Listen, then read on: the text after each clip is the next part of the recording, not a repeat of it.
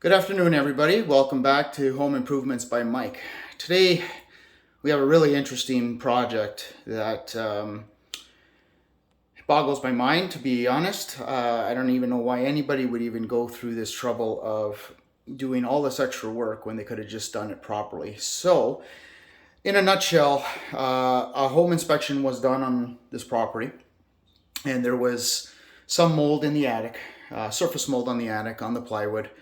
And it was determined that there weren't enough air vents in the attic, and because of that, the airflow was stagnant.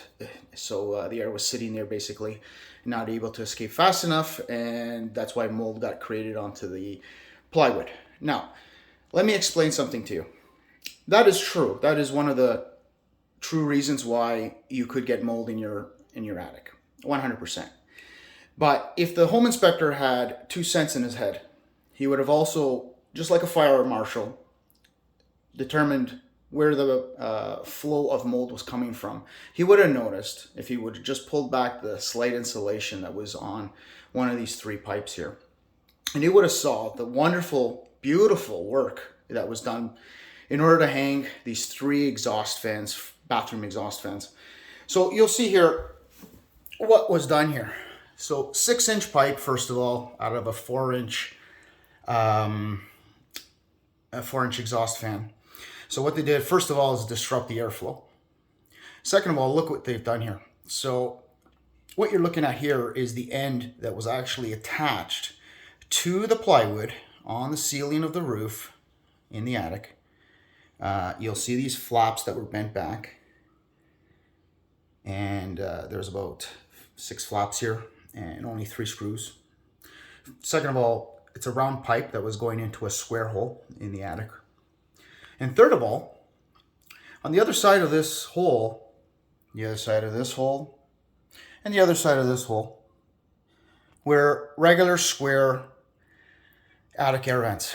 So for anybody who doesn't know, there's attic air vents which just allow airflow out of cool air in, hot air out in the winter and summer, and so on and so on.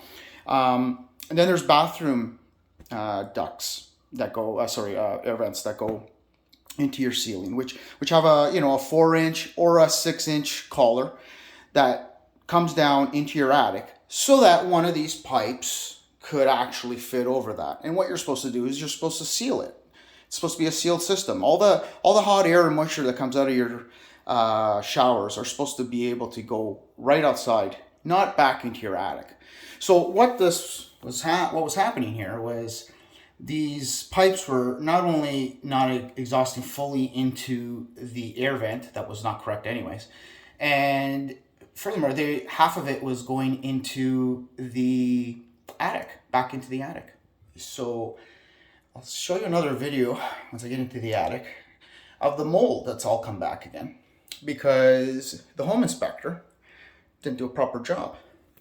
I'd like to show you one more thing here on the other end. I mean, not to mention, why use a 6-inch pipe just to bring it down to 4 again? We got a 6-inch pipe down to a 4-inch pipe. Sorry, that's actually a 3-inch. One of the fans was a little smaller, so 6-inch to 3-inch, 6-inch to 4-inch, and this longer one here was 6-inch. And you gotta look and see the wonderful job that they did here at the end here. So unlike getting a reducer like that, the guy went out to the truck, got the first piece of 6-inch galvanized metal that he had, he cut it down the middle, and he flapped it over, and the exhaust fan fitting was actually fitted into there. Now let me remind everybody here, there's not that you're supposed to use duct tape on ducts, believe it or not, but at minimum, if there was some duct tape sealing all of these seals, it wouldn't have been half bad. But you're always supposed to use the aluminum foil.